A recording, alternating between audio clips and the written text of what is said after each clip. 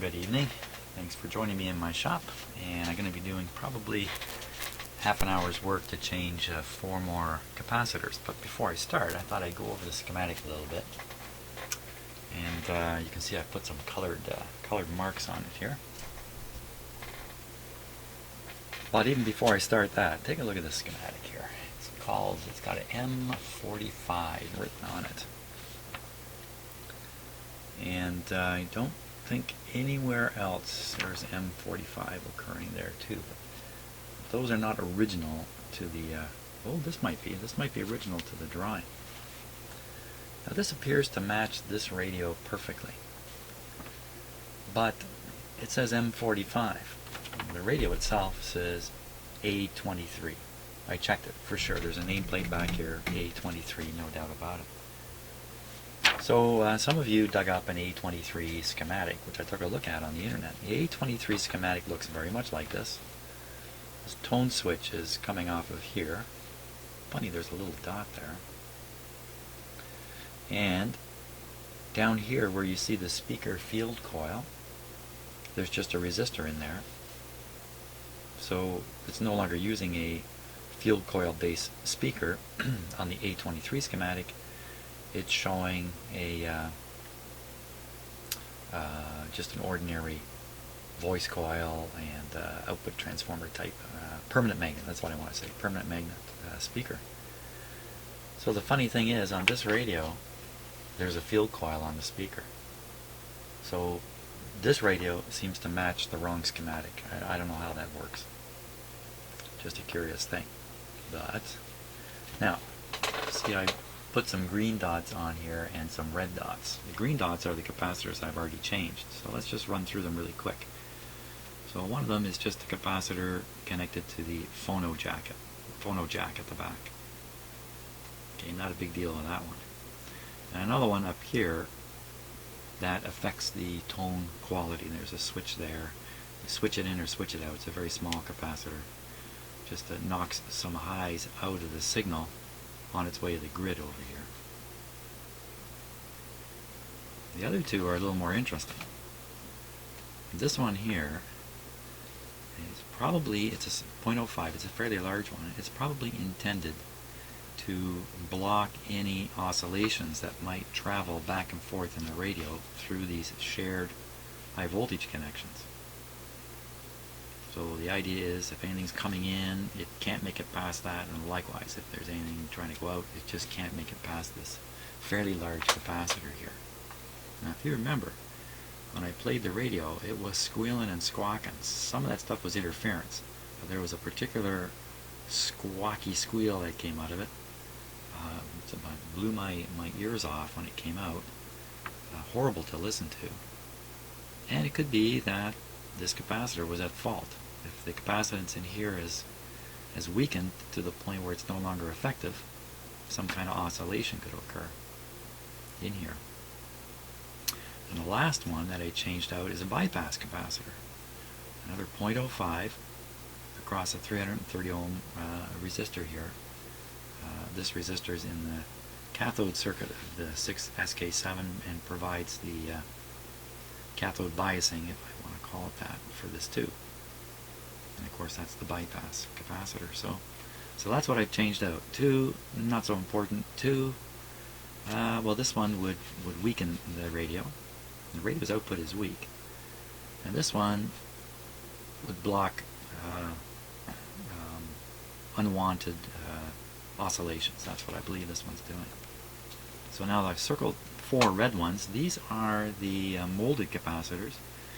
I think all these showed a internal voltage in them, which, as I was explaining in the last video, I think means the capacitors have moisture in them and they're acting like little batteries. So let's just see what these guys are doing. So here's one here. It's very similar to this guy over here. He's on the screen grid line, almost certainly trying to remove any RF oscillations that might be in this line. Maybe even audio stuff. I don't think so though. So just trying to protect the screen grid of this tube. If this one is bad, then again you could have those oscillations going on. This one here is just passing the audio signal from the volume control onto the grid. Hope you didn't follow that too closely. Down here, up here, back here. Probably that's the grid. Yeah, it says G, grid. And then on and out to the speaker. So if this guy is weak, that would also explain weak audio. It's not a very big capacitor to begin with. Okay, now we've got a really important one over here, 0.01 capacitor. And this guy is passing the audio. It's coming from the radio, from the detector, to the grid of the output tube. And its job is to block the B+ that's on this plate wire here. It's going to be high voltage there, so its job is to block it. If this guy's leaky, then the grid on the output tube may be pushed positive. This can cause a pretty heavy current to conduct through the tube. Not good. No, not good. Not good at all. So that's a real important one to make sure that's working properly. And this last one here, I don't know what that one does. Let's see. Okay, you're all busily typing already on your comments. You're going to tell me what that one does. So that's connecting back to the, I think that, yeah, that's the cathode. It's between the cathode and the plate.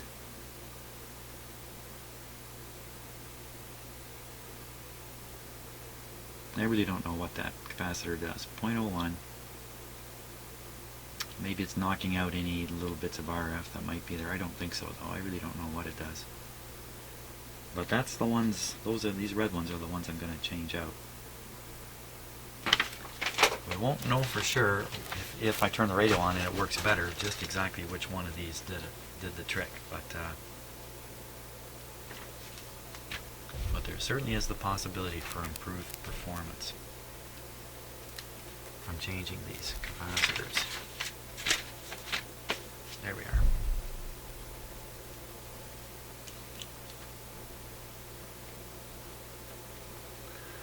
Okay, we'll start with the bigger one up here.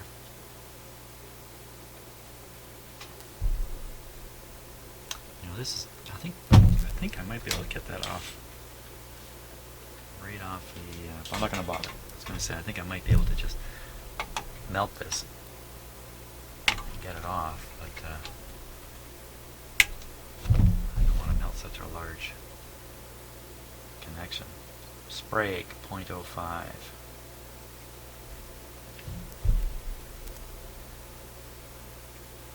0.05.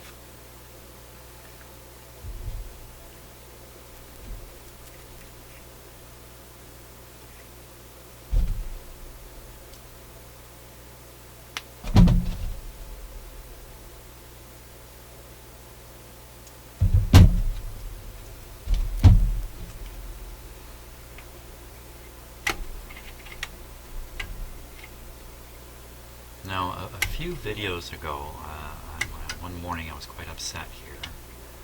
I started talking about the hospital that my relative is in, and how a nurse had made a very serious error and mixing up patients. Not supposed to happen. And I really didn't follow up on that, and a couple of you sent me emails and stuff like that, quite concerned about what I was talking about. Well, I can assure you that the hospital itself is extremely concerned about what happened. There's been quite a kerfuffle inside the hospital over this. It's still ongoing. So that's what? It's been a week now. Over a week, I think. No, it was almost a week. And today I was asked if I'd be willing to come in and talk about my experience on this situation. I don't know who I'd be talking to or why, but I said I'd be happy to come in and just tell my part of the story. I don't know if it's some kind of an inquest or if it's a safety meeting or what it is at all. Apparently it's still an ongoing deal. It's a very serious error to mix up patients and mix up medications because of it. And just to be clear, my relative missed their medications, and another patient got a double whammy, although no one really knows for sure, because from what I understand, all the reports for that day are normal. Isn't that interesting? The person who made the mistake is not fessing up to it, which I find really, really, really upset. I mean, okay, you know, people make mistakes. Goodness knows I do. On my patients here. But the idea of not admitting to it, to me, is it really, really bad. Yeah, making a mistake was bad too. Shouldn't happen. So, for those of you who wrote to me, thank you very much for showing your concern.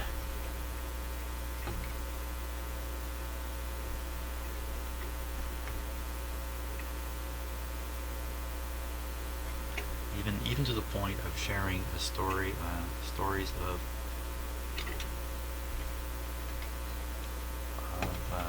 your own medical errors. Or at least one of you is was in the medical system and told me the story of what happened when they made a mistake. It wasn't anywhere near as serious.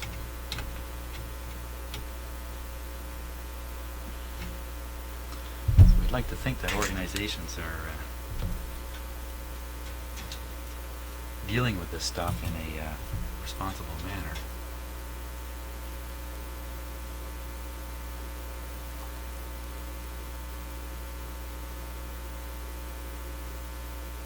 It wasn't a big thing a few years ago, the ISO accreditation, International Standards Organizations accreditation for organizations.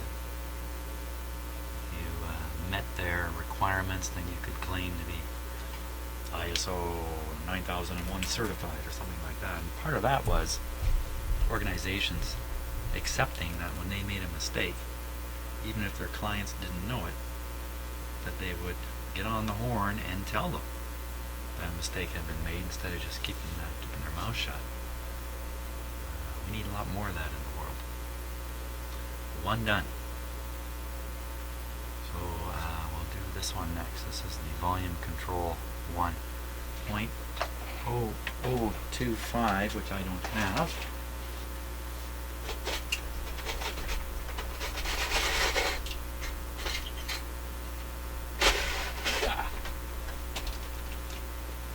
Just have to put up with a 0.003 capacitor.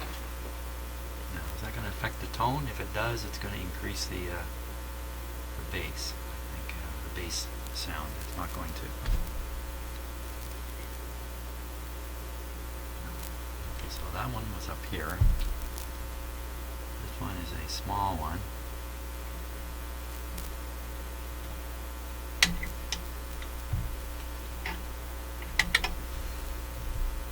So don't get those mixed up, because I'm going to want to test these when we're done, when I'm done here.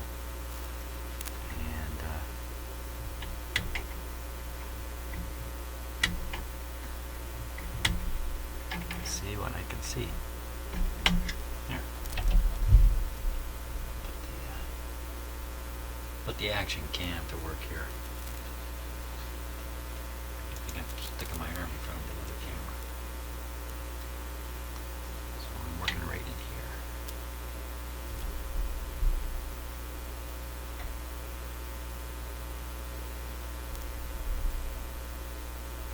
There we go.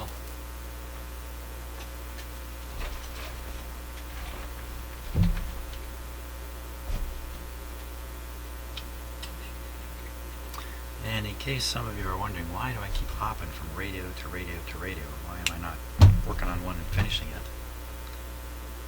A couple answers to that. Like in the case of the Hoffman with the speaker that I'm working on right now, I wanted to stop and let the comments collect a bit.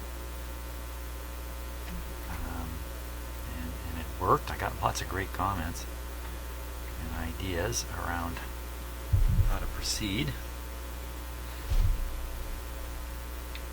I was repairing the speaker, so I wanted to give some time.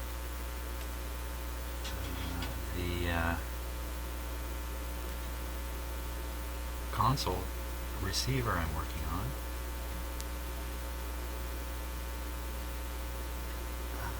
the owner actually doesn't want to see it for a while. That's the one with the IF coil in it.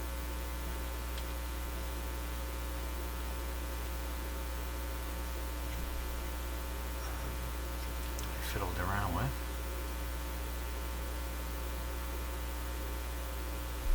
The airline, of course, I'm waiting for a part to come. Part that I mangled.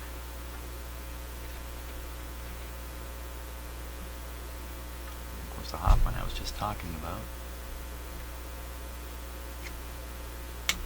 Which we'll probably get back to once I have these capacitors changed in here.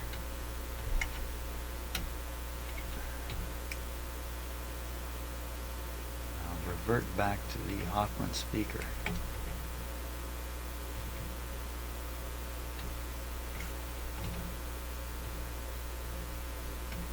think I know how to fix it.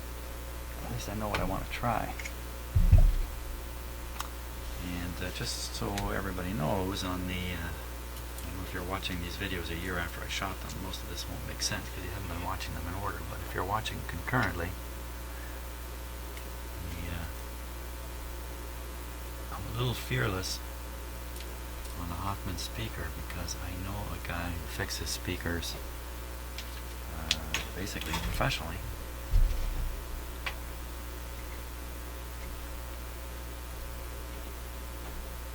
So if I mess up, I got a fallback position on that. And waiting in the wings. There's a great big Zenith console. Just the chassis. It's a two-part chassis, if you like. Big thing. Waiting to come in here. I have another console slowly winding its way down here from somewhere.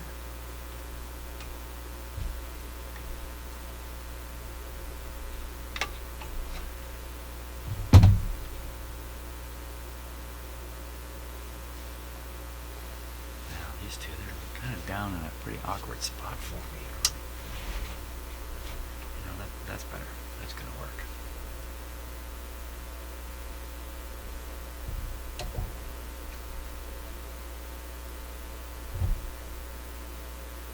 There we go.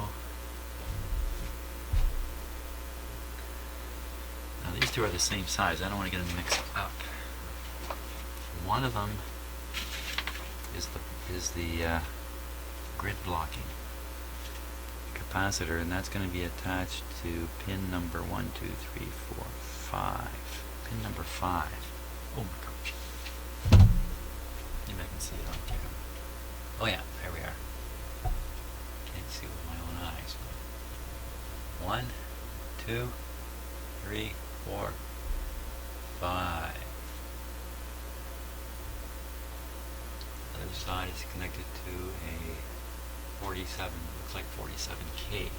So this guy here is the grid blocker, I'm pretty sure. Let's see. Not 47, 470,000. So that's it. That's definitely the grid blocker here. The capacitor of death.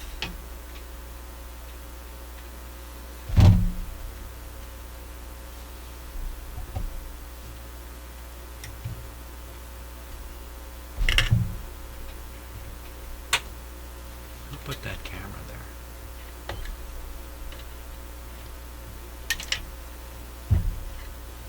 Okay, capacitor of death. Put over there. And what was it? It's 0.01.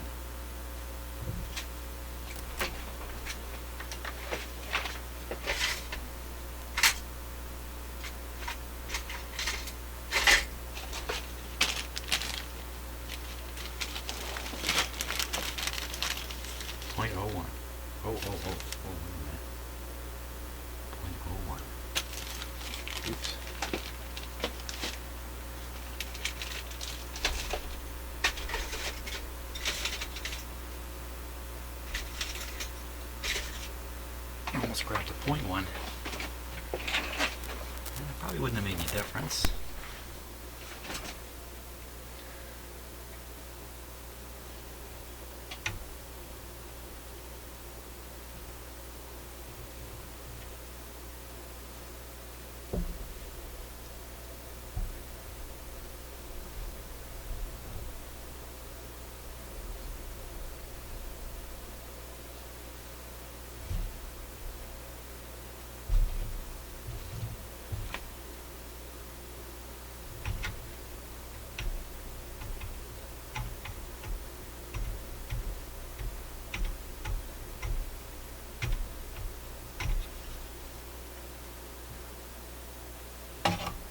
Okay, Mr. Camera, just step aside for a moment.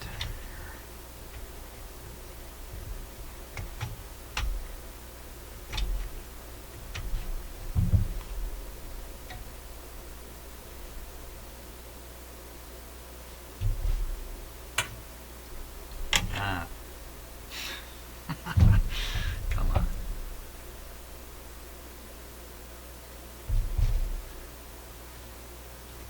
That's great. Now it's not in the way of my hands, but I can't see anything past the camera.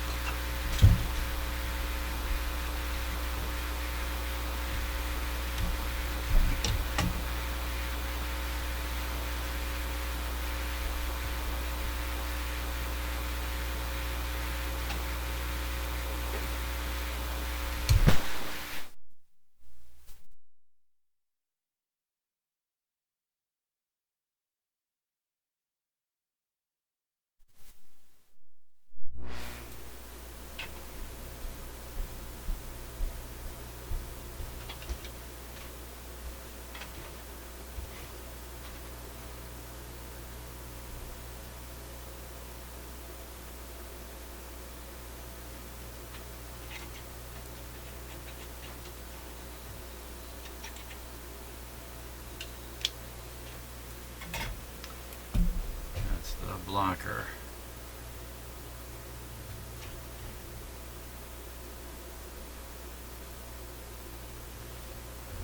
Doesn't seem very good to me, to my eye here.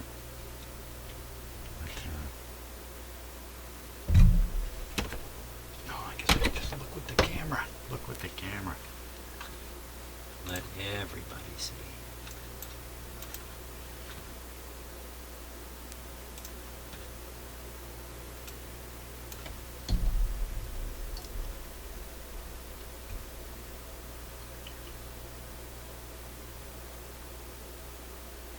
Doesn't look right.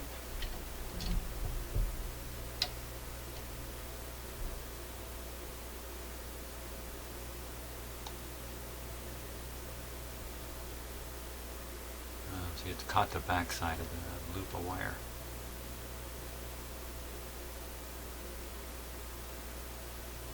The capacitor itself doesn't look too hot. It looks like the little end caps popping off. I didn't know there was such a thing. I think it's okay. I think it's in the realm of good enough. There.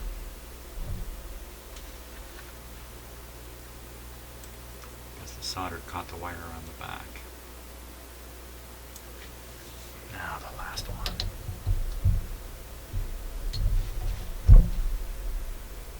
This was the mystery one, the one I don't understand what it does exactly.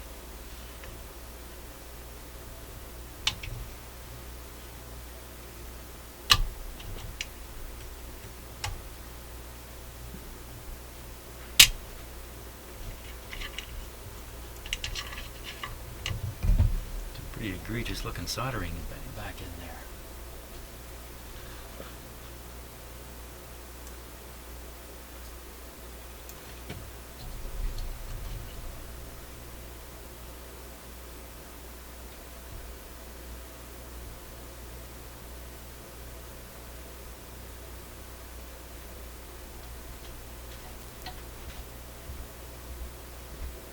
Wow, those two joined together on purpose or at all. These two. There could be a wire between them there. I don't think so. Is there?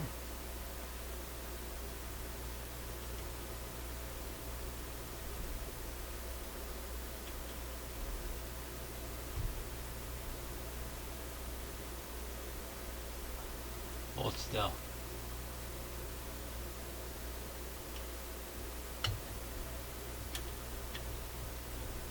I don't think so.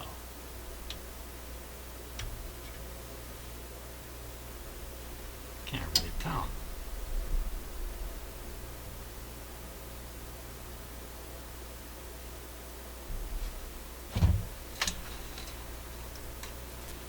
What's going on there?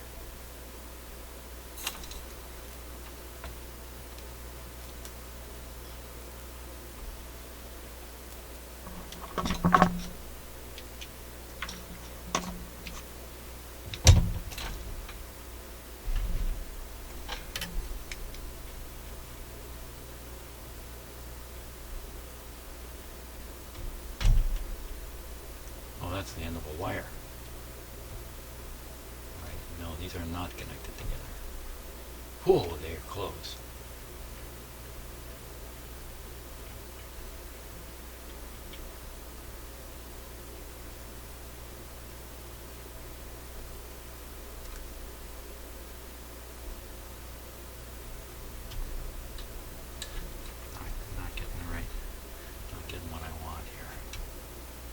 Pull that wire down a little bit.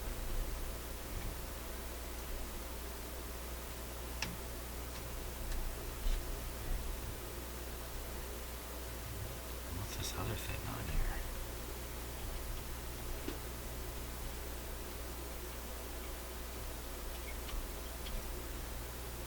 Gone. The single strand of this wire. Yeah, it's a really awkward spot to see. Last guy working on this 40 years ago. There's some really weird looking stuff going on there.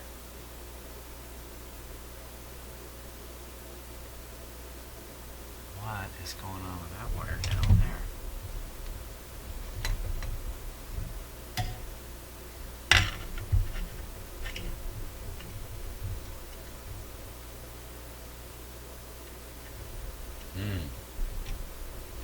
Another short waiting to happen.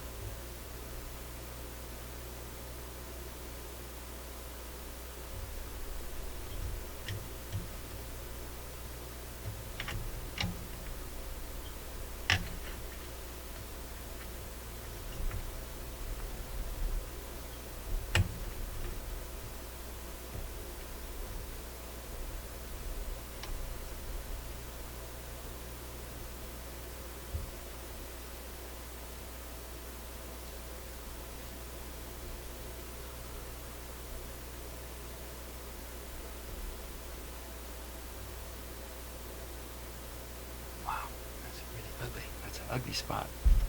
Deepest, darkest radio. Now I gotta get in there.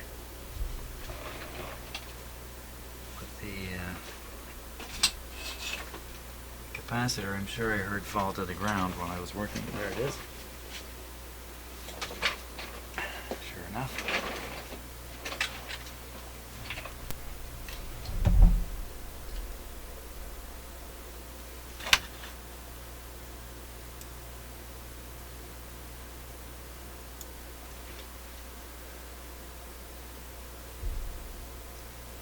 Oh, this is that piece that's hardly held on there. Okay, I'm not going to talk about this piece right here. Seems like it's just hooked on.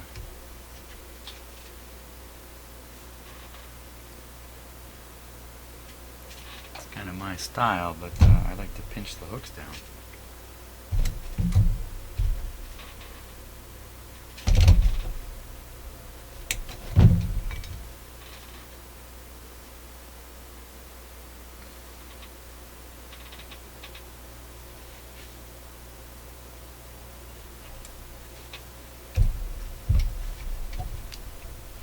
Bad camera blocking here.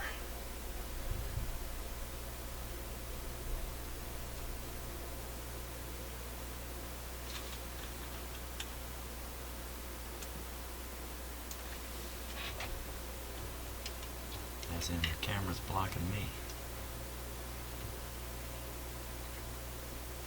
I was watching Dancing with the Stars the other night. That's a live TV show, and if you watch close, you can see things going not quite the way they intended.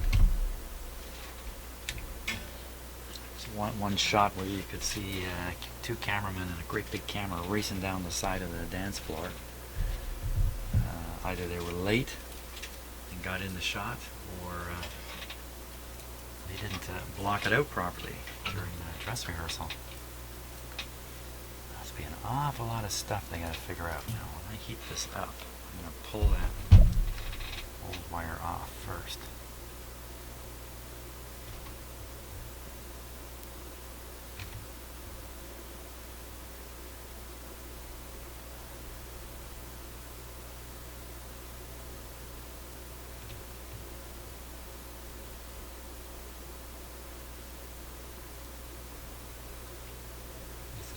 Plan.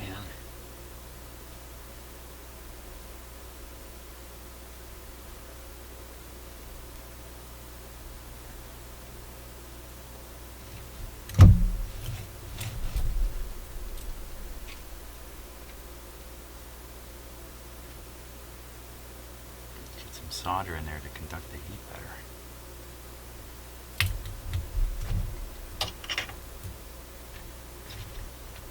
Oh! Disintegration of the connection. So that's just tacked in there too.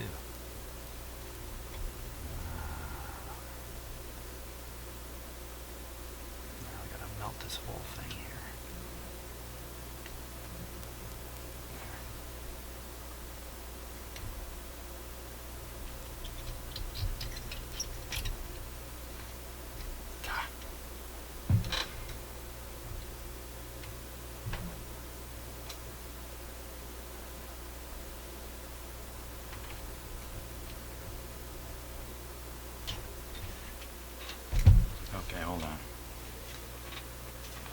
hold on. There's one guy who's going to cause me trouble.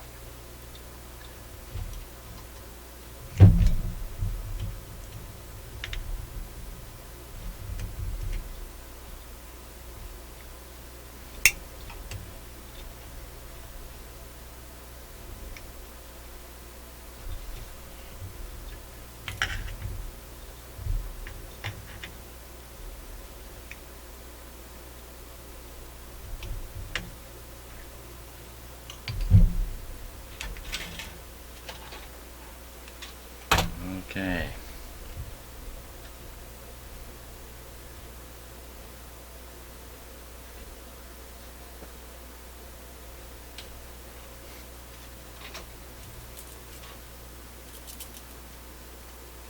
So much for half an hour.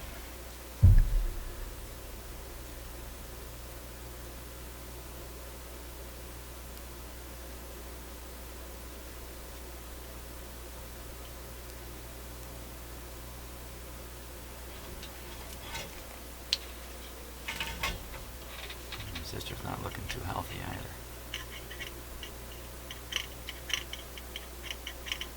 That didn't work.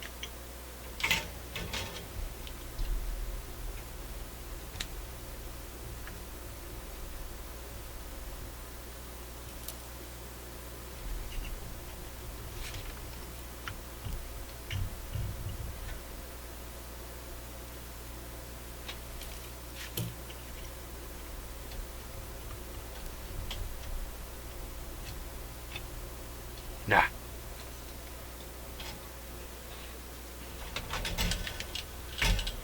Okay, hold on. Let's check that resistor there.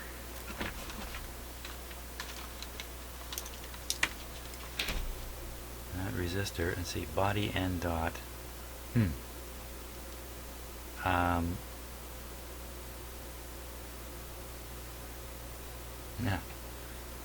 I'm not sure what that is.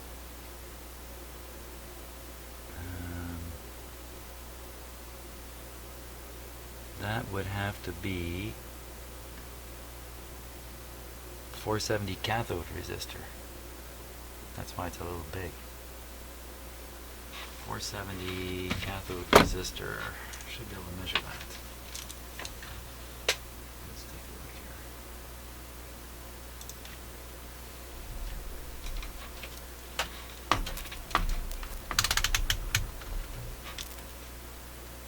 What are the chances it'll read 470?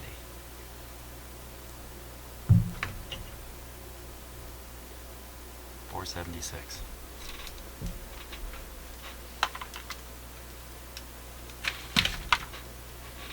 I think we can get away with that. Probably I can't solder it because the yeah, now you get an idea of what I'm working through. Trying to do this craziness.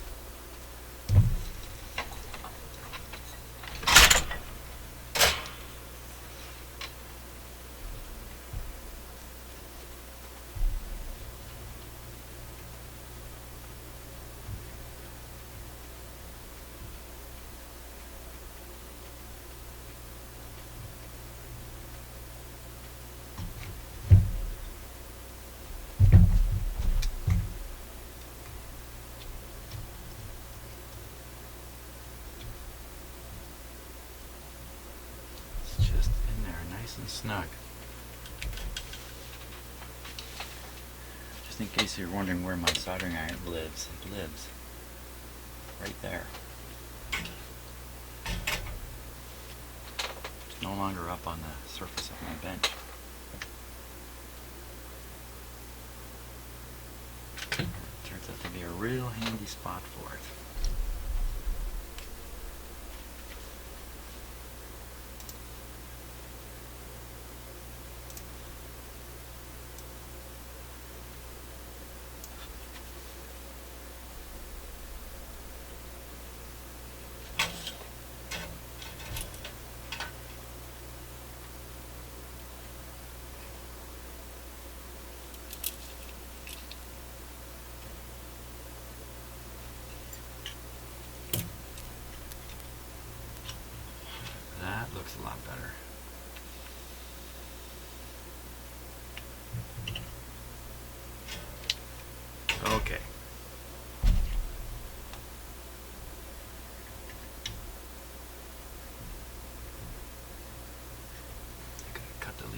shorter there.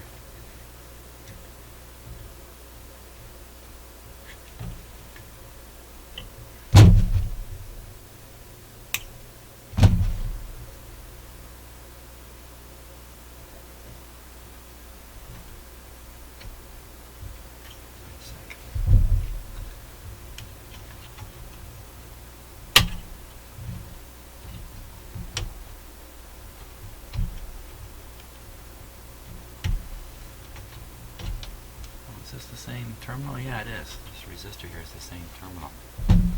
It's okay, I'll keep working on the back.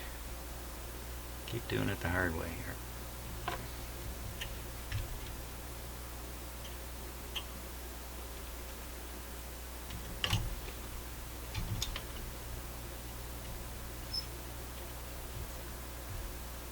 my gosh.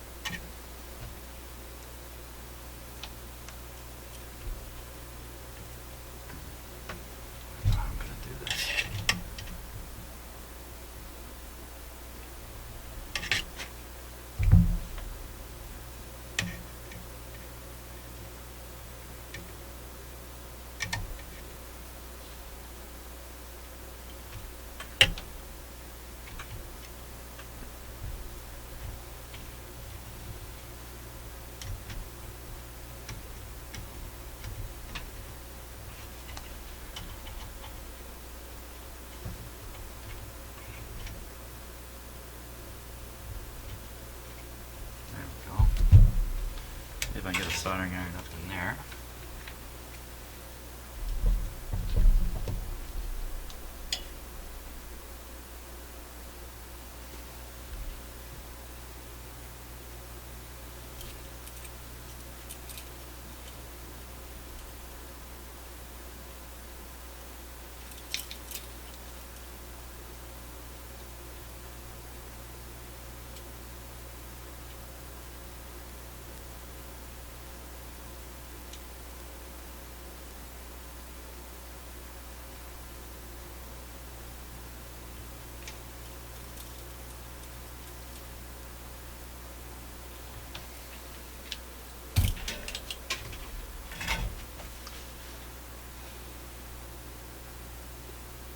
There we are.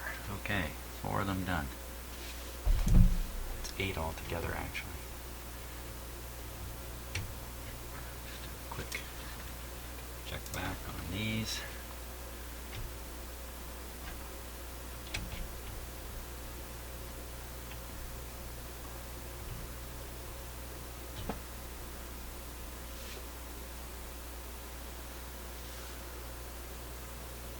Okay. Now, last part of this video is going to be not turning the radio on, of course. It's going to be looking at these capacitors. So this is the blocker. I'm going to start with that one. First question. Does it have any capacity left?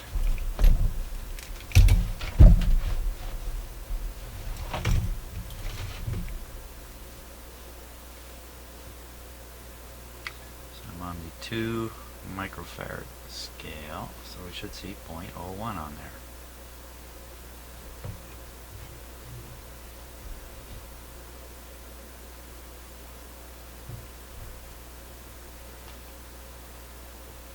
.017, reading a little high.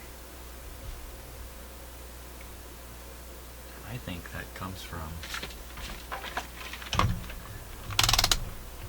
actually being a little battery. Let's see. I'm on the 2 volt scale there. Oop. Just making a break for it. Look at that. Oh, wait a minute.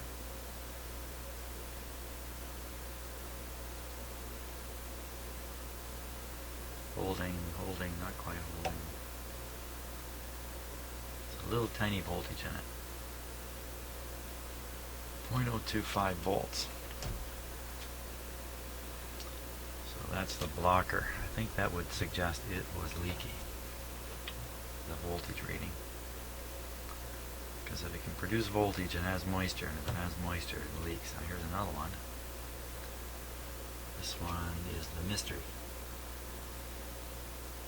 capacitor. It's got a voltage. Slowly going down. I have the feeling it's going to stop around 150 or something like that.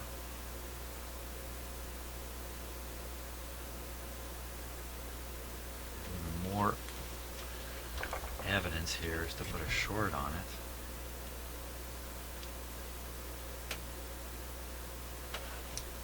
1, 2, buckle my shoe. 3, 4, the voltage is no more.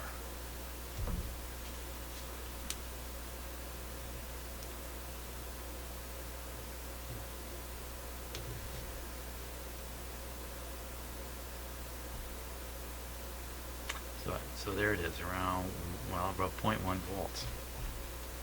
Okay, now this big one is one of the silencers on the screen of the detector tube. Let's check for voltage first.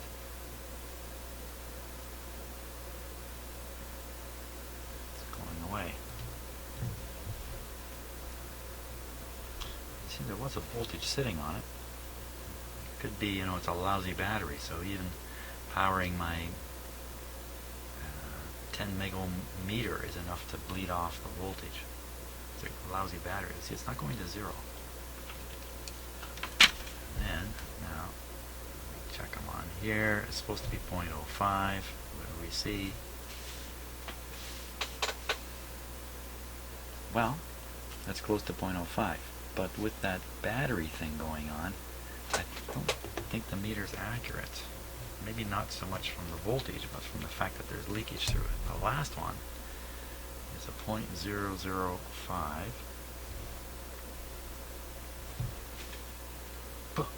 Right on.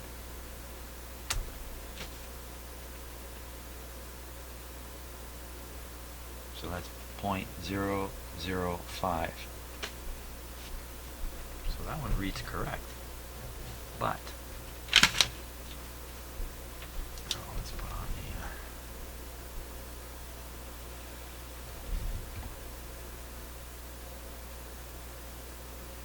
one, two, puck on my shoe, 3, 4, don't remember the rest.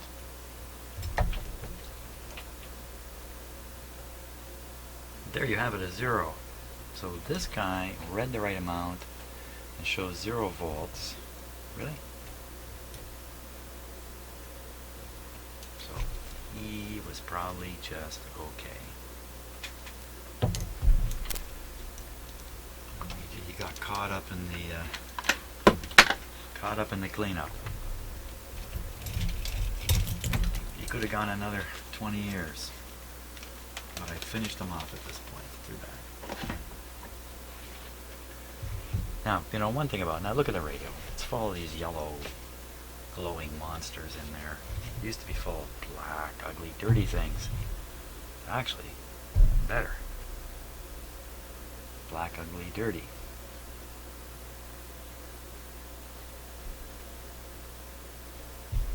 Now, how did I run this power last time? I'm pretty sure I just have this on here. Oh, this video's gone a long time, 51 minutes. Okay, we're going to make it an hour-long, non-stop video. Coming down.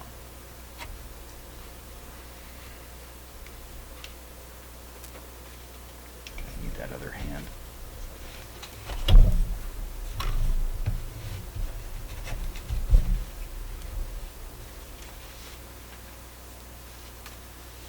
Okay. Look at this view.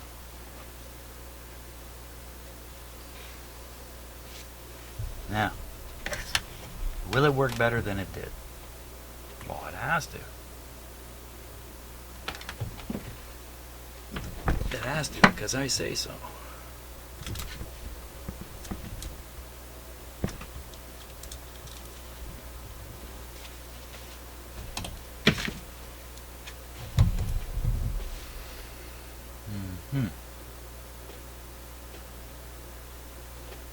Okay, all looks safe. More famous last words. Switch is on, volume's down. Are you ready?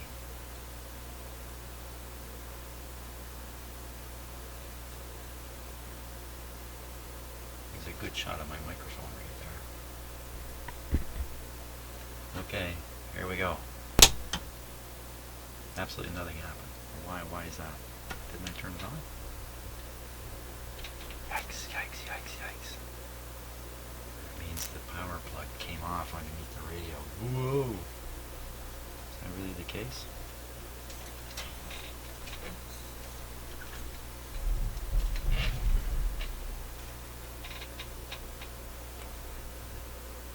No. It's not the case. What stupid thing am I doing here? It may have actually been clipped onto a non-metallic part there. Wow, that's scary. Okay. Switch is on. Everything is armed. Ready to go this time. Oh. Maybe I got both lights screwed in. What's going on here? It's warming up. It's coming on.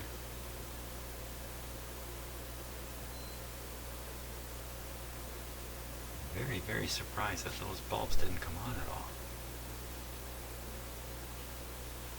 We're supplying 109 volts. Let's hear it.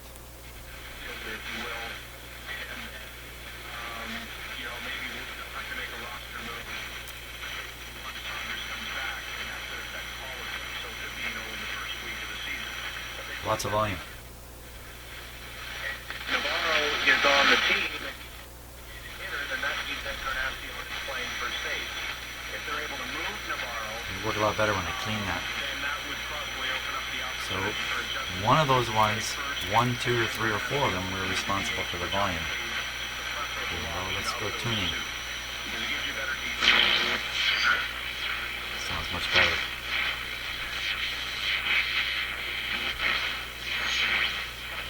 Should get stations down here. Something right there.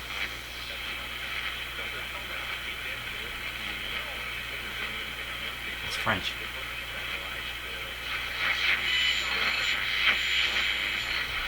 That screamy thing was right in this area. That's interference. It's not oscillation. There's a husband of one. Please, waiting to you, please. Here he is.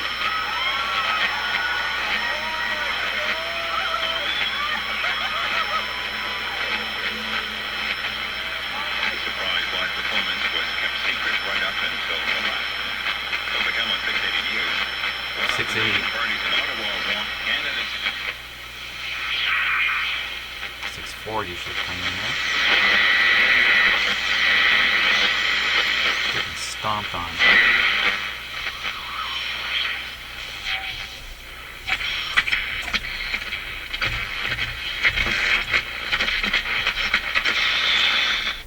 And now, just for a last little bit of fun,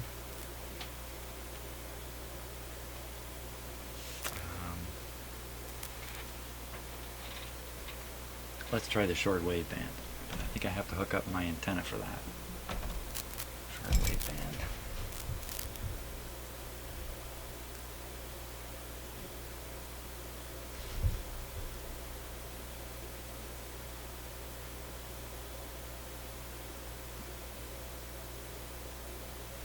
I can't read in a mirror.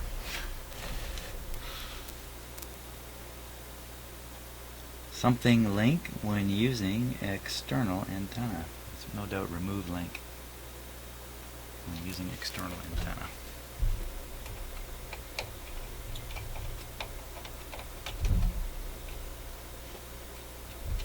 Link is out.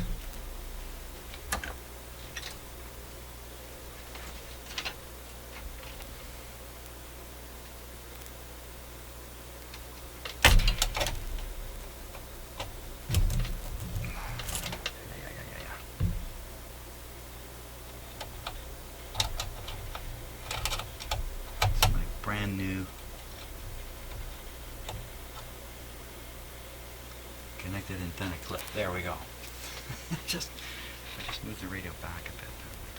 Okay. Now, let's go to the next band.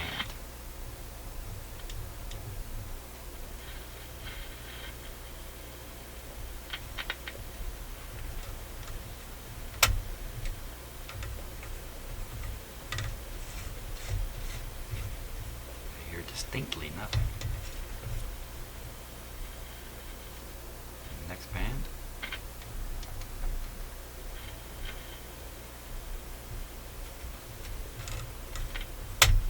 Ooh, I just hate that sound.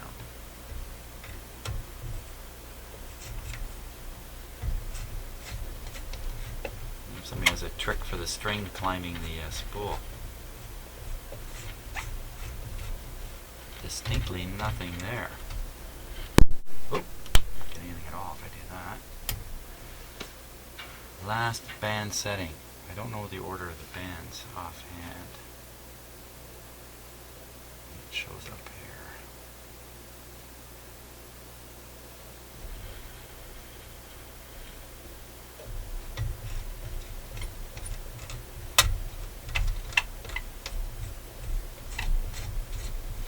Nothing at all out of any of the shortwave bands. It could be because I've done something dumb with the antenna connection here.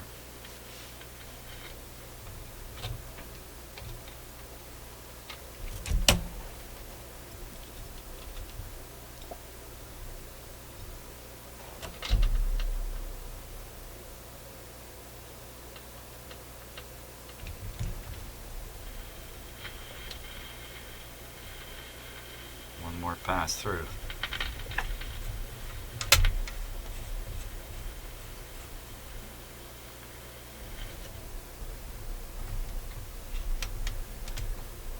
AM, first band. We're in the evening here, so this band should be receiving.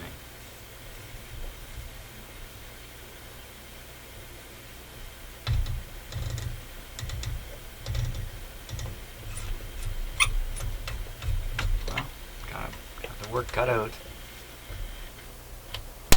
There we go. 1 hour, just about exactly. Oh my gosh. Hey, thanks for watching, and we definitely have our work cut out for us. It's going to make this thing work on shortwave. It's got to work on shortwave. See you on the next video. Probably the Hoffman speaker.